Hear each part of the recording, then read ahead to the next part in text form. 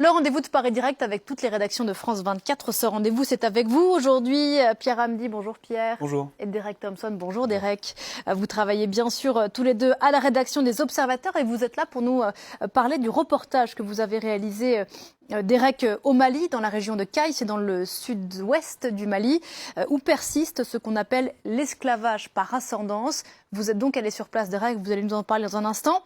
À l'origine de ce projet, il y a un article que vous avez fait pour le site internet des Obs, Pierre, qui a été déclenché par une vidéo que vous avez reçue. Oui, donc aux Observateurs, nous recevons chaque jour beaucoup de vidéos amateurs. Et cette vidéo-là, c'est un internaute malien qui nous l'a envoyée sur WhatsApp. Alors, c'est un homme encerclé par une foule, il se fait ligoter, il est malmené, on ne comprend pas très bien ce qui se passe, hein, vous le voyez. Alors, pour en savoir plus, il y a un élément qui m'a aidé, c'est ce mot qu'on entend être répété tout au long de la vidéo, Gambana, Gambana. Et Gambana, ça veut dire tous égaux en soninké, c'est un groupe de militants au Mali et aussi au sein de la diaspora qui luttent contre l'esclavage dit par ascendance, alors principalement en faisant circuler des vidéos comme celle-là. Et c'est eux qui nous ont permis de parler avec l'homme qu'on voit dans la vidéo et qui nous a confirmé, il m'a bien dit que c'était parce qu'il s'était opposé à cet esclavage par ascendance qu'il avait été agressé. Donc c'est ça qui semble être nouveau en fait avec ce mouvement, c'est l'utilisation d'images chocs pour faire connaître ce phénomène qui lui n'est pas nouveau. On voit Pierre à l'antenne donc le reportage que vous avez réalisé à partir de cette vidéo. Qu'est-ce que c'est l'esclavage par ascendance? Alors en fait c'est une forme de domination qui existe au sein de certaines ethnies, hein. Donc ici en l'occurrence les Soninké qui sont présents dans cette région de Kayes du sud-ouest du Mali, mais aussi en Mauritanie ou au Sénégal.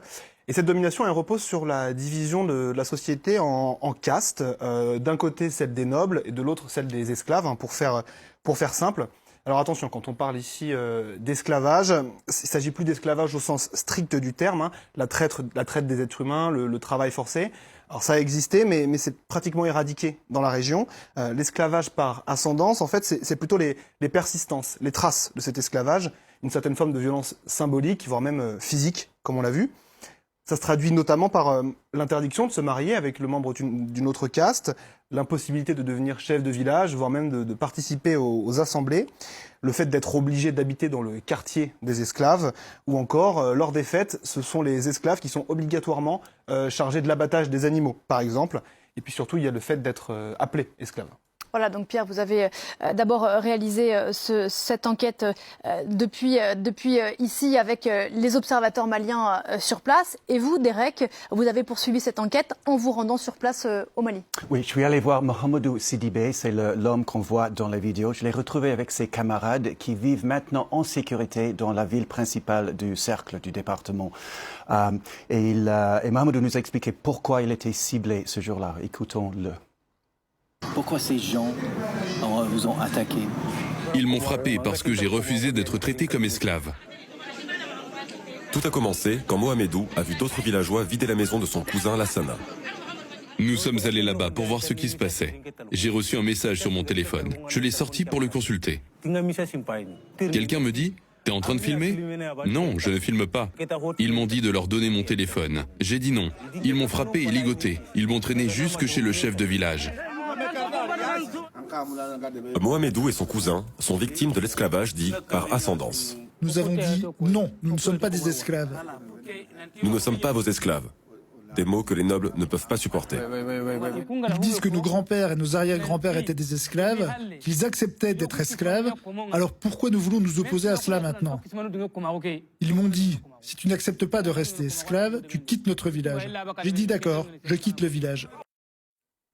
Donc ils ont ligoté Mohamedou parce qu'ils pensaient qu'il filmait pour Gambana, pour ces activistes. Ils savaient déjà que son cousin Lassana avait prononcé la phrase clé « Je ne suis pas votre esclave ». Quand les nobles entendent cela, ils s'enragent. Donc c'est très tendu en ce moment dans le cercle de Yélémané, le département de Yélémané, au nord de la région de Kayes. Nous avons souhaité évidemment parler avec les nobles pour avoir leur version de l'histoire, mais ils ne nous ont pas parlé. Qu'est-ce que vont devenir les gens que vous avez rencontrés, Derek? Bon, les gens de ce village-là, ils sont maintenant 65 personnes qui vivent en sécurité ailleurs que le village. Dans la région, il y a beaucoup de gens qui ont quitté leur village. Ils ont quitté 10 villages au moins. Il y a un village plus au sud où ils ont été accueillis avec bras ouverts. Ils ont accueilli plus de 1200 personnes. Ils vivent là-bas en sécurité maintenant. C'est important de souligner que l'esclavage par ascendance, c'est pas pratiqué dans tous les villages de la région de Caille du tout. Il y a des villages comme celui-ci, où ça a été éradiqué, ça a été aboli depuis des décennies. Par contre, les gens qui sont dans ce village, qui ont trouvé la sécurité, ils sont sûrs de ne pas rentrer dans leur village. On va écouter un deuxième extrait. Kariba nous emmène rendre visite au Fofana. C'est une des 10 familles, à peu près 400 personnes, qui ont fui le village de Sakora après une attaque en janvier. Fatoumata y était avec son bébé Fanta, qui avait alors seulement 1 an. Ce jour-là, ils sont entrés dans nos maisons pour nous battre. Ils ont saccagé toutes nos maisons et ils ont arrêté nos hommes. Ils nous ont tout volé. Argent, moto, tout. Mon enfant était en train de dormir. Quand ils sont venus, ils lançaient des cailloux sur le toit.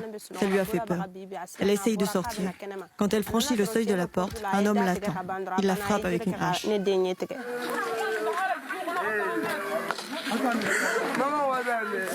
Fanta a été soignée à l'hôpital à Bamako et les médecins ont pu sauver son œil.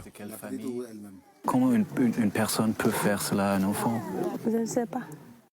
Donc j'étais choqué, presque sans mots. Voilà, donc Fatoumata était très claire, elle ne retourne jamais à son village. Merci beaucoup Derek, merci Pierre. Cette émission donc ligne directe au Mali et cette enquête sur l'esclavage par ascendance, on peut les retrouver sur le site des Obs. Et puis l'émission sera diffusée dans son intégralité, Derek, aujourd'hui à 11h15 heure de Paris, en français bien sûr, mais aussi en anglais et en arabe j'imagine. Merci à tous les deux et à bientôt sur ce plateau. Lundi prochain, ce sera Alexandre Capron pour un nouveau numéro d'Info Intox.